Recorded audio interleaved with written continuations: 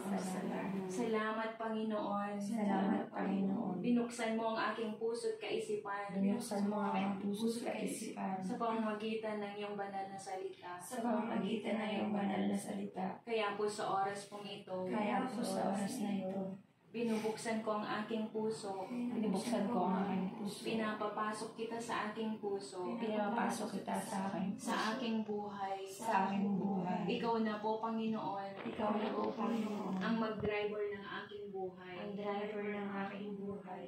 Panginoon, Panginoon. sa oras pong ito, Sa oras na ito. patawarin mo po ako. Patawarin mo po ako.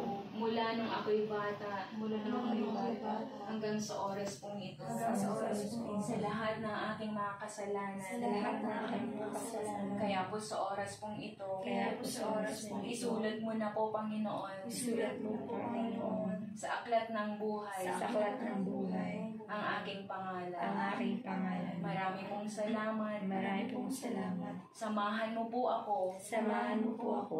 Sa aking buhay. Sa aking buhay. Sa oras na to. Sa oras na ito. Hanggang sa muli mong pagbabalik. Hanggang sa muling pagbabalik. Marami pong salamat. Marami pong salamat.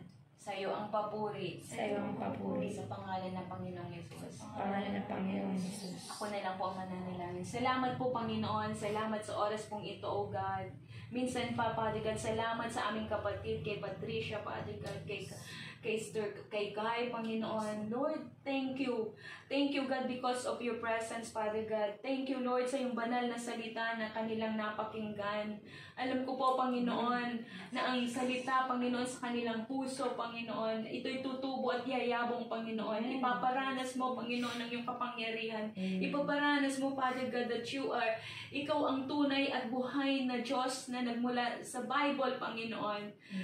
From Genesis to Revelation, O God, ipaparanas mo, Panginoon, sa mga kapatid po namin pong ito, O God, kay Kai, Father God, kay Patricia, na ikaw ang kikilos sa kanilang buhay, Panginoon, as they accept you as their Lord and Savior, O God. Lord, that your name alone, O God, is a mighty name, O God. Jesus, your name is a mighty, O God. Kaya po, Panginoon, na sa pagtawag nila, Panginoon, sa iyong pangalan, sa kanilang pananalangin, Father God, iparanas mo, O God, that ikaw nga po, O Diyos, ay buhay at banal na Diyos na sumasagot ng panalangin.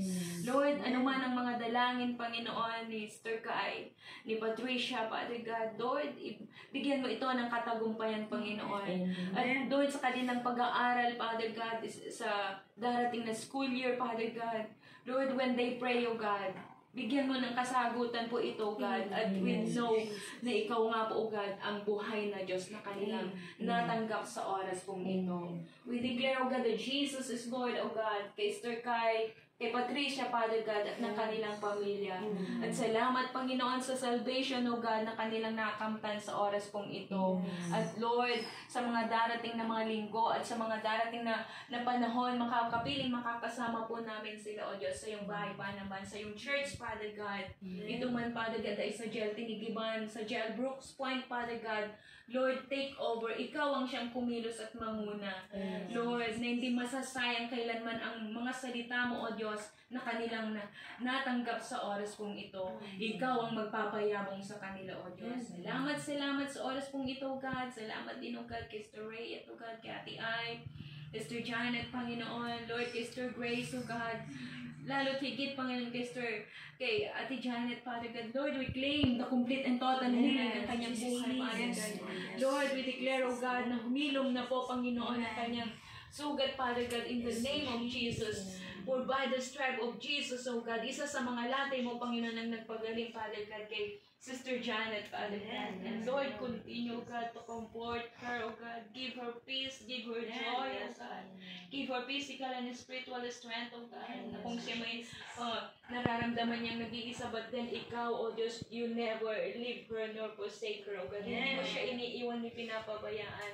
And you are, O God, siya po, O God, ang daughter mo, Panginoon. Anak mo, Panginoon, na ikaw ang magpupunong ng lahat ng kanyang kakulangan.